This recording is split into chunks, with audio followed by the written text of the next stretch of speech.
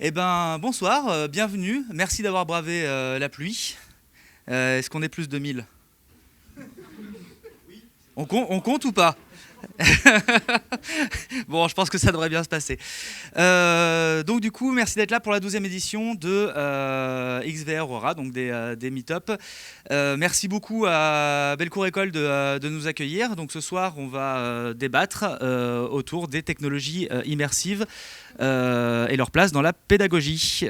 Donc j'accueille, nous accueillons, pardon, Nora Van Ries, j'espère que je le prononce bien. C'était pas tout à fait ça. Nora, c'était bien, ok alors. Et Willy, donc de l'ICAP de l'Université Lyon 1, qui vont donc nous parler de la mise en place des pédagogies immersives et de leurs travaux. La soirée va se dérouler du coup en 3 étapes. Donc la première, ce sera cette conférence. Ensuite, il y aura une partie d'échange, de questions-réponses. Et on finira par un buffet où on pourra rediscuter de tout ça. Et pour ceux qui étaient là la première fois, le buffet existe cette fois-ci. Voilà. C'est promis. Voilà. Et ben, je vous laisse la parole. Eh ben, merci pour cette présentation. Alors, j'ai peut-être moins la voix qui porte. Le micro sans retour, c'est... merci de nous avoir invités. Du coup, voilà, on ne devait pas être tout seul au départ. Donc là, voilà, ça nous met un peu la pression. J'espère que ce sera intéressant, que ça correspondra à vos attentes. Nous, on a bravé un peu la mise en place du virus à l'université quand même pour venir, parce que là, cette semaine, c'est un peu l'ébullition à Lyon 1. Mais voilà, donc... on vient de Lyon 1, l'université Lyon 1, je pense que tout le monde connaît un petit peu. C'est une université qui a plusieurs campus, donc qui est à la fois scientifique, médecine et sport. Et nous, on travaille tous les trois avec Nico, au service ICAP. ICAP, c'est Innovation, Conception et Accompagnement pour la pédagogie. C'est un service universitaire, on est 24-25 à peu près. Et on a 3 activités principales. Enfin, notre cœur de métier, c'est vraiment l'innovation pédagogique. C'est un service qui est assez unique en France pour une université, parce que aussi bien en termes d'effectifs qu'en termes de compétences. On a 3 activités principales. Donc la plateforme LMS, qui est utilisée à l'université Lyon 1, c'est une plateforme qui est développée en interne. Donc on a une partie de l'équipe avec des développeurs, et puis toute la partie formation aux utilisateurs, assistance, donc qui est utilisée par les 46 000 étudiants. Tout un volet d'accompagnement pédagogique. On a des conseillers pédagogiques, des ingénieurs pédagogiques dans le service qui sont là toute l'année pour travailler en priorité pour les enseignants de Lyon 1. Donc ça va de la scénarisation pédagogique, par exemple comment adapter son cours pour le mettre en ligne, aux formations plus générales, comment dynamiser un amphi, comment rendre ses étudiants acteurs, créer des classes inversées, etc. Et tout un volet de création de ressources. Donc c'est dans ce cadre-là qu'on est là aujourd'hui, et c'est sur celui-là qu'on travaille plus particulièrement. Moi, je suis chef de projet pédagogique innovant au service, donc du coup, je récupère les idées, les besoins des enseignants, et puis on essaye d'y répondre par la création de ressources. C'est pour vous expliquer un peu, je fais rapide, mais si vous avez des questions c'est pour vous donner le contexte, en tout cas. Ça marche avec des appels à projets annuels. Donc tous les ans, il y a un appel à projet qui est lancé. Les enseignants vont déposer un dossier avec un besoin pédagogique. Et nous, on va y répondre par des prestations de jours de développement dans différents domaines. On a une équipe d'une douzaine de personnes qui travaillent toute l'année sur cette partie-là et qui font, comme on peut le voir, par exemple, des vidéos. Donc on a beaucoup de demandes de tournage vidéo pour l'enseignement, parce que ça reste un média très utilisé. On a des studios d'enregistrement en autonomie sur l'université qu'on gère également.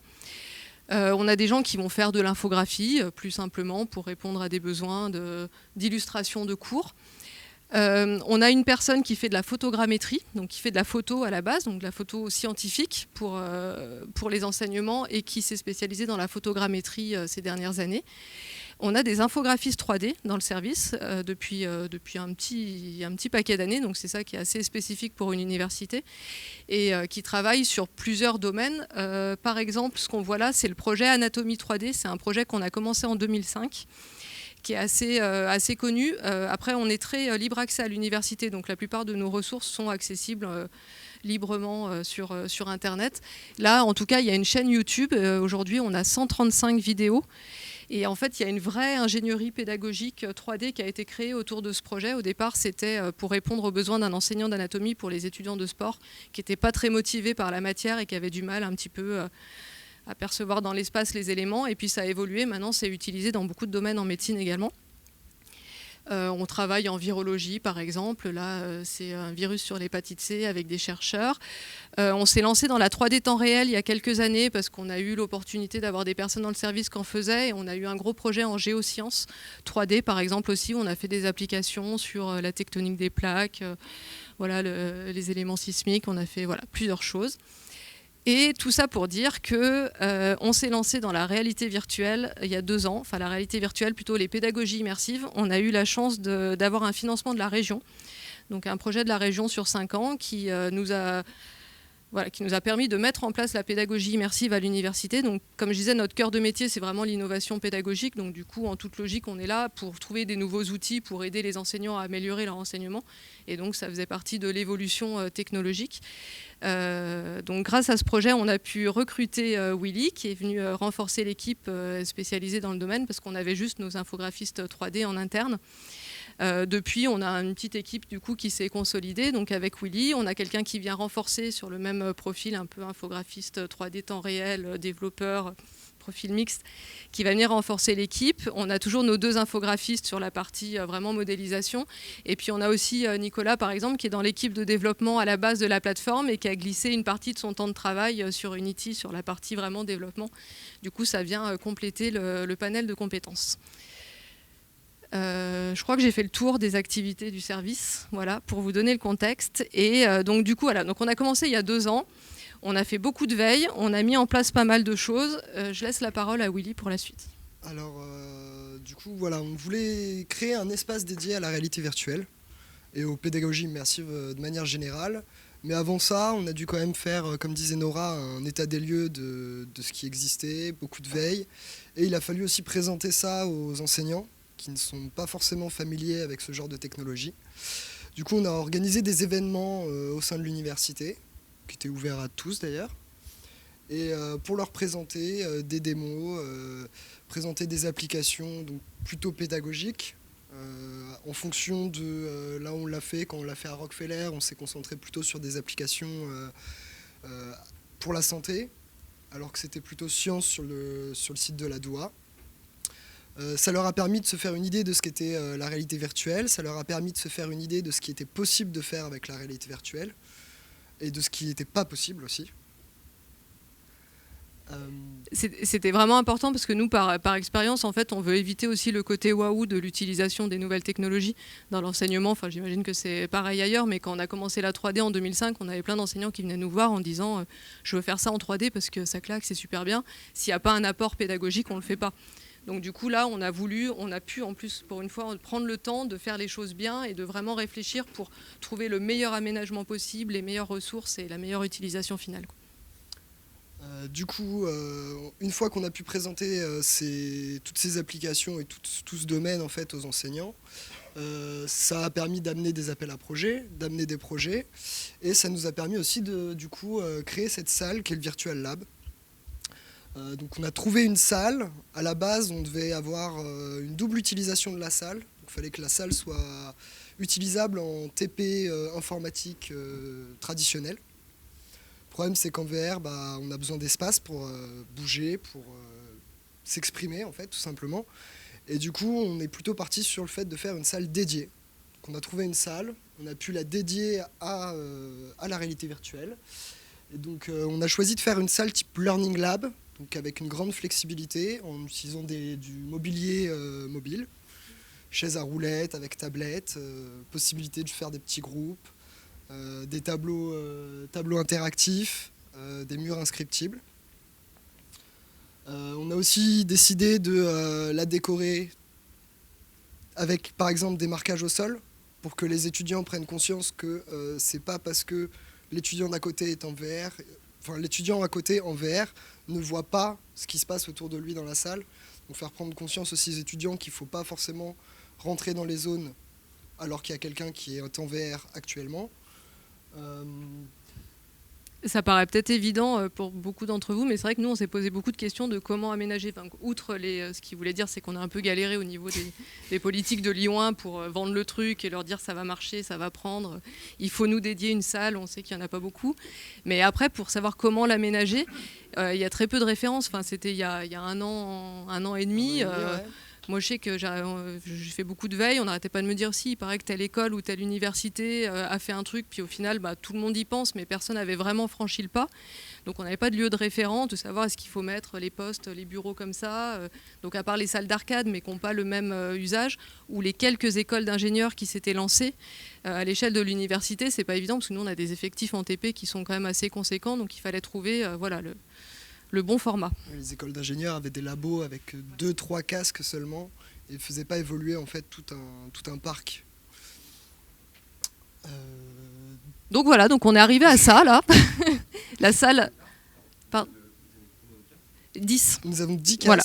C'est 10 Oculus Rift S. Et la salle est optimisée en fait pour des groupes de 18 étudiants qui correspondent à des groupes de TP de l'université. Comme ça, ils peuvent fonctionner en binôme. Après, on a fait le choix de cette salle-là aussi parce qu'il y a une porte qui communique avec une salle de TD informatique à côté qui permet à l'enseignant de venir avec des groupes plus importants et puis d'utiliser les deux salles et de switcher. En fait, c'était vraiment nouveau pour nous. Donc heureusement, on a eu quelques enseignants que je remercie d'ailleurs qui étaient très pionniers dans le truc et qui nous disent on va tester, on va essayer parce qu'il fallait que ça prenne. Et puis je pense que quand on se lance dans ce genre de projet à l'université, il ne faut surtout pas avoir l'effet flop où on a mis des moyens, on a créé une salle et qui n'est pas utilisée. Si ça ne marche pas tout de suite, ça ne marche pas après.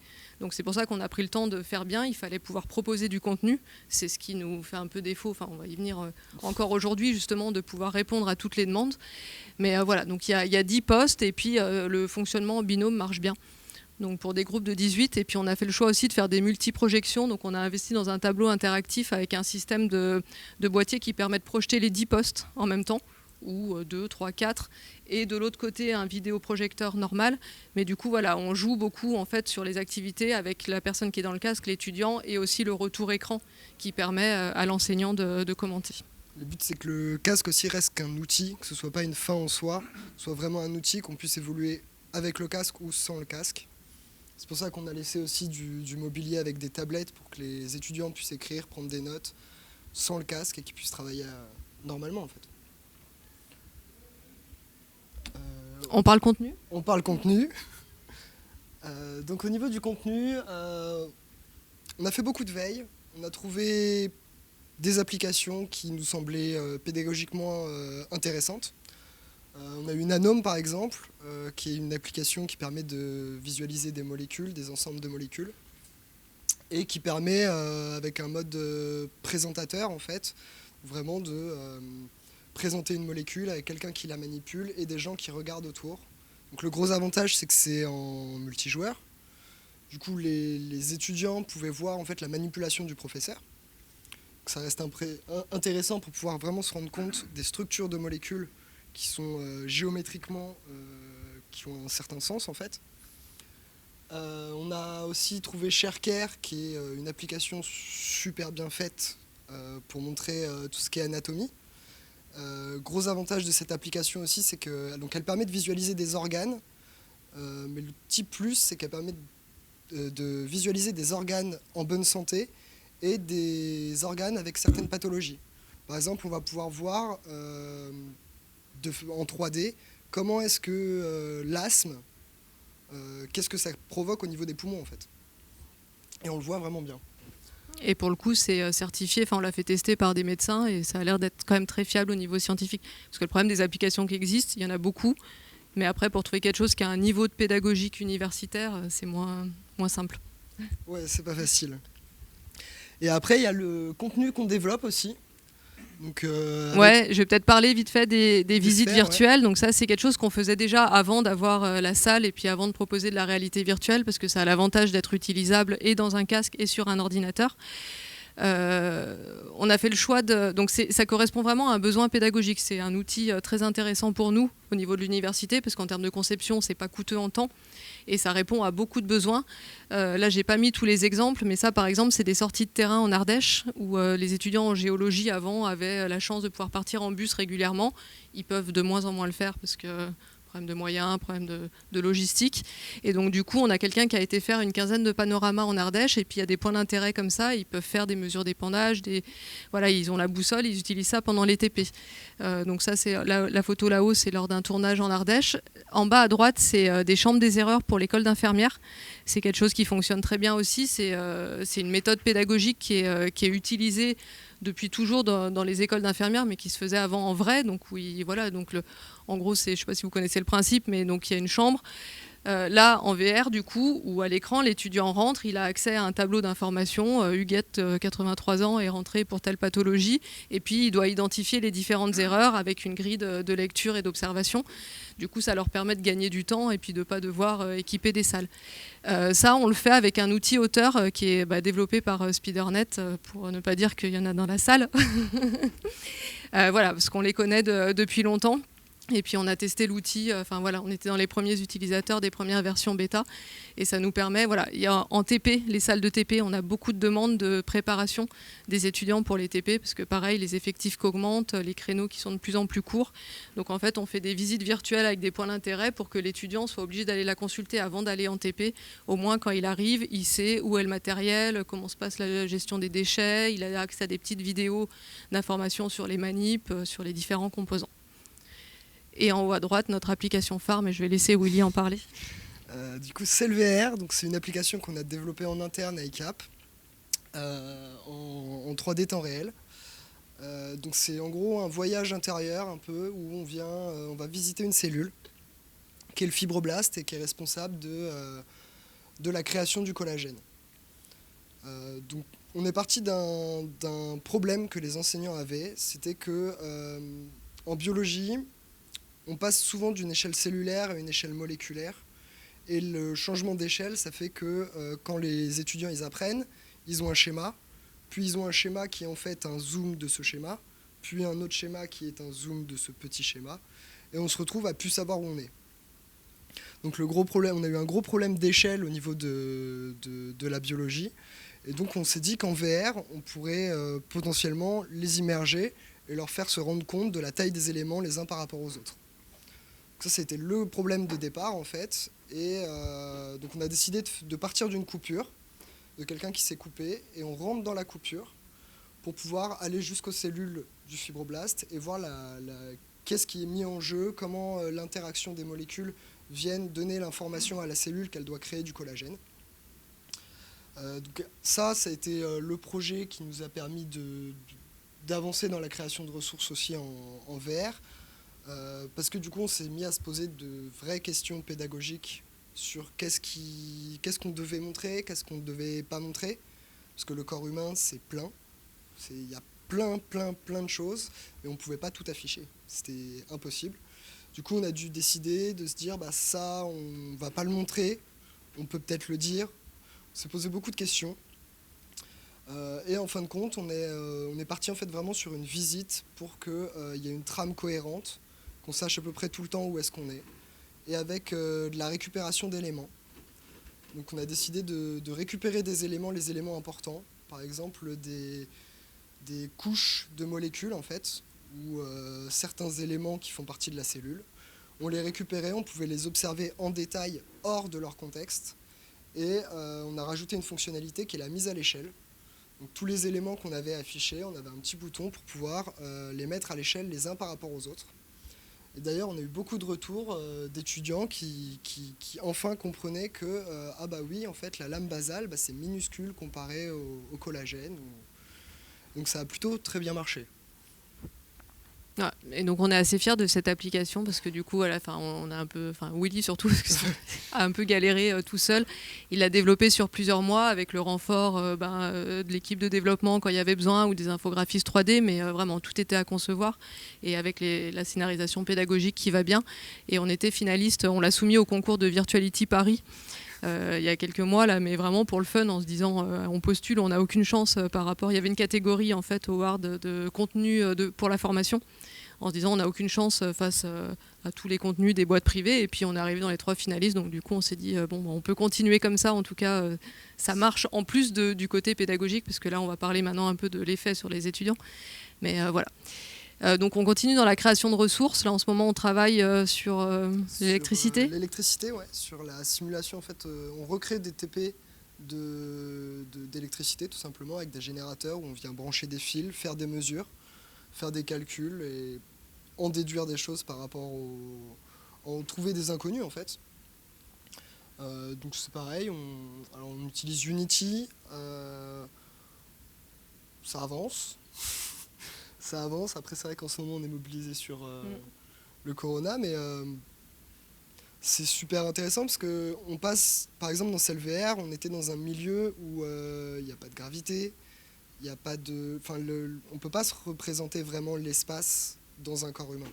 C'est pas facile, alors que là, on est sur quelque chose de plus réaliste. Donc déjà, pour poser les bases au niveau des enseignants, ça a été beaucoup plus simple. Tout de suite, on a parlé d'une salle avec une paillasse, avec des composants. Parce que moi, je ne suis pas biologiste. Quand les enseignants sont arrivés pour m'expliquer ça fonctionne comme ça, etc. Ouf. Parce que quand on t'entend aujourd'hui, tu as l'air expert, quoi. Oui, oui. La lame basalte, c'est petit à côté du collège. Non, à côté de ça, j'ai quand même fait beaucoup de recherches pour pouvoir comprendre ce qu'essayaient de m'expliquer les enseignants, en fait. Et là, c'est vrai que ça me paraît plus palpable, par exemple, sur de l'électricité, où j'ai eu des cours aussi d'électricité, alors que biologie, moins aussi. Ouais, on a récupéré aussi, là, très dernièrement, on n'a pas eu le temps de tester encore des applications de prise de parole en public et de préparation aux entretiens, parce que ça permet de toucher un public un peu plus large. Mais voilà, on est toujours à l'affût, en tout cas, de contenu, parce que donc... là, on va vous montrer un peu l'usage. La salle qui est ouverte que depuis le mois d'octobre. Donc là, on a des retours de TP sur juste octobre-décembre, vraiment sur quelques promos. Mais on a quand même beaucoup d'enseignants qui sont intéressés, qui sont motivés, mais à qui on n'a pas forcément encore du contenu à proposer. Donc voilà, donc on fait de la veille. Là, on sous-traite en ce moment à un studio Villeurbanais aussi une ressource. On continue le développement interne et puis on espère pouvoir mettre en place un espèce de réseau de mutualisation dans l'enseignement supérieur. Parce que, on se dit qu'on n'est forcément pas les seuls. Il y a d'autres universités qui développent aussi. Et puis voilà, on essaye de mutualiser au maximum. Du coup, là, dans les usages, donc ça, c'était vraiment sur 2-3 mois. On a eu quand même plus de 300 étudiants qui ont testé dans la salle, donc principalement enseignement de biochimie, avec des logiciels Nanome, très peu, et Chimera X, qui est un logiciel de structure de protéines, de molécules. L'avantage de Chimera X, c'est que les étudiants avaient l'habitude de l'utiliser en mode bureau, et qu'en fait, ils ont ajouté la fonctionnalité VR après. Donc c'est un logiciel dont ils connaissent l'interface. Ils n'ont pas eu le problème de s'habituer à l'interface, s'habituer aux boutons, etc., vu qu'ils le connaissaient déjà. Et 150 étudiants de licence de biologie cellulaire qui ont testé l'application CellVR dont on a parlé juste avant. Voilà, donc les premiers retours sont hyper positifs. Les étudiants, de toute façon, n'étaient pas inquiets en termes de techno. Ils arrivent en salle, ils font tous « Waouh, trop bien, je suis content d'être venu en TP aujourd'hui », parce qu'ils n'étaient pas tous au courant. Mais surtout, voilà, on nous demande souvent s'il y a des études, si c'est prouvé. Alors, il y a toujours des enseignants frileux, mais ça... Dans les autres domaines, avant, c'était pareil aussi. Alors, il y a ceux qui veulent faire pour faire, et puis il y a ceux qui ne veulent pas faire parce qu'ils ont trop peur que s'ils mettent leur cours en ligne, l'étudiant ne va plus venir en cours, ou du coup, qui demandent l'intérêt. Donc, c'est vrai qu'il n'y a pas encore énormément de recherches. Il y en a un petit peu. Il y en a quelques-unes, quand même. On a de recul, mais en tout cas, nous, on le constate vraiment au quotidien sur les TP.